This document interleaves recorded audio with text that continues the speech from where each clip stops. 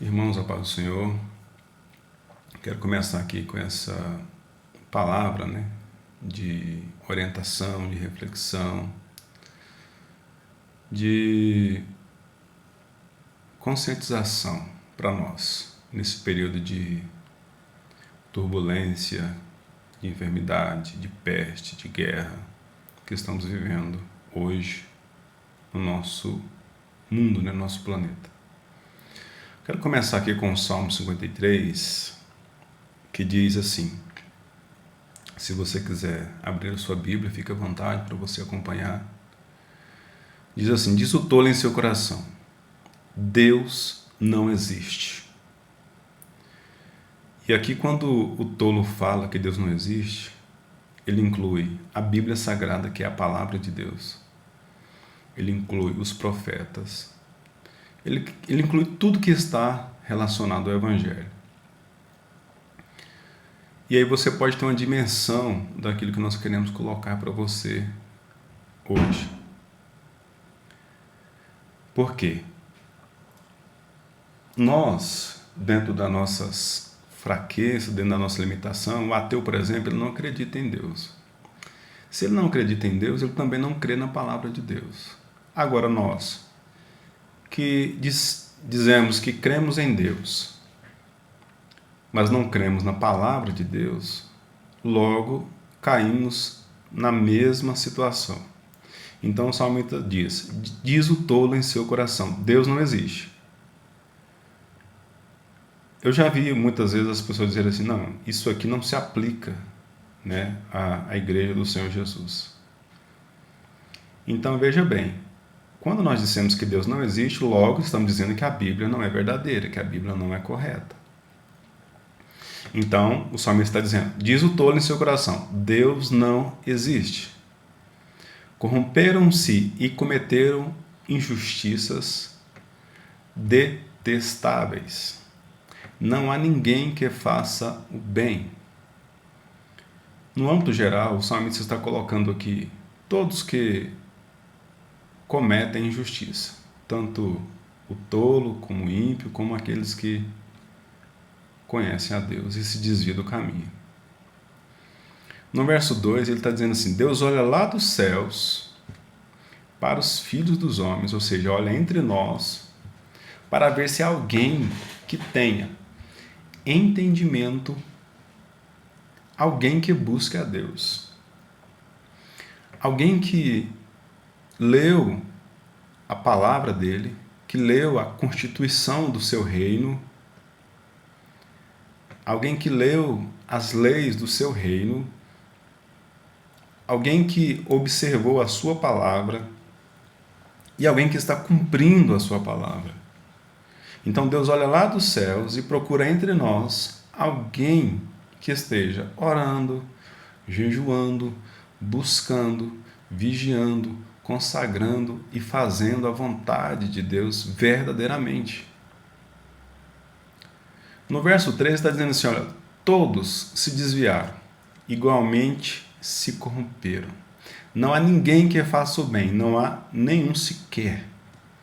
Dentro desse contexto, desse texto, nós podemos extrair para nós exemplos de que muitas das vezes fazemos o bem, mas aqui o salmista está dizendo: todos se desviaram, igualmente se corromperam, e não há ninguém que faça o bem. Por quê? Muitos, ao fazer o bem, fazem por egoísmo. Muitos, ao fazer o bem, fazem pensando em si mesmos. Fazem com a intenção de se exaltar, se mostrar, de dizer para os outros assim: não, eu sou uma pessoa justa, eu sou uma pessoa que doa, eu sou uma pessoa que compartilha. Muitos fazem, mas, como a Bíblia diz, a glória é para si mesmo, e já ganhou o seu próprio galardão. O verso 4, ele diz assim: será que os malfeitores, ou seja, os ímpios, não aprendem? Aquelas pessoas, por exemplo, que zombam de Jesus, zombam do Evangelho, zombam da palavra, zombam do cristianismo, zomba daquilo que é de Deus, zomba das profecias, zomba dos louvores, zomba do comportamento do cristão, zomba da honestidade, zomba da sinceridade, zomba do caráter, zomba da honestidade. Aqui o salmista está colocando, será que esses malfeitores eles não aprendem? Eles devoram o meu povo como quem come pão e não clama a Deus. Ou seja, aquele velho ditado, né? O mundo é dos espertos. São pessoas que agem dessa maneira. E aqui o Senhor está dizendo, será que esses malfeitores não aprendem? Aí o verso 5 diz, olhem, estão tomados de pavor. Se você observar, nesse tempo em que nós estamos vivendo essa viralidade, essa epidemia, esse mal que está sobre a nossa nação, as pessoas que estão com mais pavor são aquelas que não estão alicerçadas na palavra de Deus. Aí você fala assim, mas como você tem certeza disso? Veja bem o texto, verso 5. Olhem, estão tomados de pavor quando não existe motivo algum para temer. Não existe motivo algum para temer. Pois foi Deus quem espalhou os ossos dos que atacaram você. Você os humilhou porque Deus os rejeitou. Então, as pessoas ficam apavoradas, com medo, desesperadas. Muitas das vezes, sabe por quê?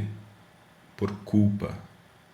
Culpa de não ter sido mais santo, culpa de não ter sido mais honesto, culpa de não ter sido mais sincero, mais crente, mais consagrado, mais renovado. E a culpa, ela consome uma pessoa de uma tal forma que os ossos dessa pessoa se desfaz. Se você ler o Salmo 91, eu vou ler para você ver como isso se encaixa. Aquele que habita no abrigo do Altíssimo e descansa à sombra do Todo-Poderoso, pode dizer ao Senhor, Tu és o meu refúgio, a minha fortaleza, o meu Deus em quem confio. Ele o livrará do laço, do caçador, ou seja, do passarinheiro, da peste perniciosa. Ele cobrirá as suas penas e sob as suas águas encontrará refúgio. A fidelidade dele será o seu escudo protetor. Você não temerá o pavor da noite, nem a flecha que voa de dia, nem a peste que se propaga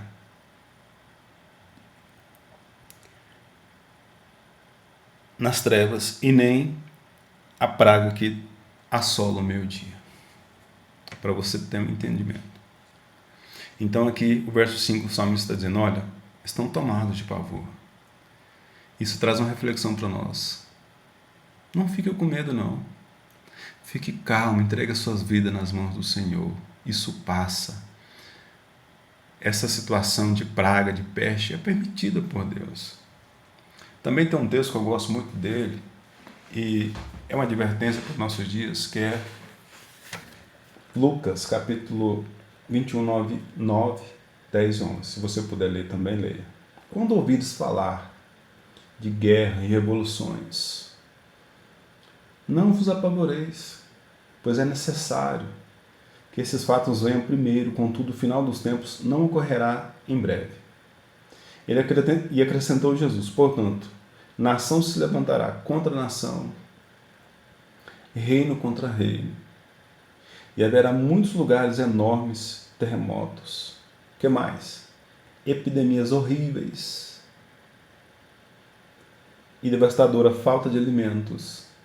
Então sucederão eventos terríveis e surgirão poderosos fenômenos celestes. Lucas capítulo 21, verso 9, 10, 11 e 12. Então, nós estamos observando que Deus ele age. Ele age e você vê um vírus que começou lá na China, em pouco tempo contaminou o mundo inteiro. O que nós devemos fazer? Nós que já conhecemos a palavra de Deus, nós que já conhecemos o Evangelho, orar, vigiar, confessar os nossos pecados, nos livrar da culpa que nos assola, do pavor que entra no nosso coração, do medo que atormenta a nossa alma. Livrar disso. Como? Orando, jejuando, confessando e se rendendo aos pés de Jesus. Então veja bem, o verso 6 para complementar. Ah, se de Sião viesse a salvação. E veio, né? Para Israel. Quando Deus restaurará o seu povo, Jacó exultará, Israel se regozijará. Quando nós clamamos a Deus, quando nós nos voltamos para Deus, o socorro ele vem. E o próprio salmista, em outro momento, ele diz: olha, o socorro vem do Senhor, que fez os céus e a terra. De onde é que vem o socorro? Ele vem do Senhor. Ele vem do poder das suas mãos sobre as nossas vidas. Deus controla tudo, Deus cuida de tudo, Deus cuida de cada detalhe da nossa vida. Não fiquemos apavorados. Oremos ao Senhor para que o Senhor venha dar sabedoria, venha dar entendimento, conhecimento e paz no nosso coração para enfrentarmos esses dias. Continue orando na sua casa, continue fazendo o culto doméstico, continue louvando ao Senhor, continue sendo fiel ao Senhor. Se você está desviado, se você está falho com Deus, corrija a sua vida. Corrija a sua vida. Porque se você olhar para os homens, você não vai encontrar nas autoridades nenhum apoio, nenhuma solução, nenhuma proteção. Só Deus pode nos livrar dessas pestes, dessas pragas, dessas coisas que vêm durante o dia e durante a noite.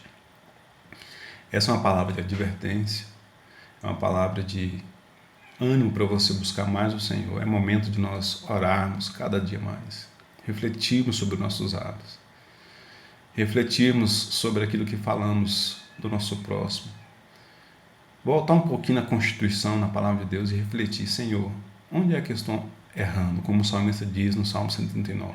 Senhor, vê se há em mim algum caminho mau e me guia pelo caminho correto, me guia pela direção certa. Faça isso.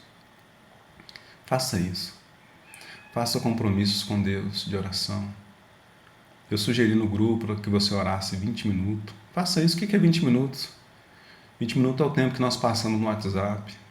20 minutos é o tempo que nós passamos assistindo alguma programação. 20 minutos é o tempo que nós passamos no telefone. 20 minutos para falar com Deus é muito pouco. Mas faça. Arrependa de alguma coisa que você fez. Arrependa.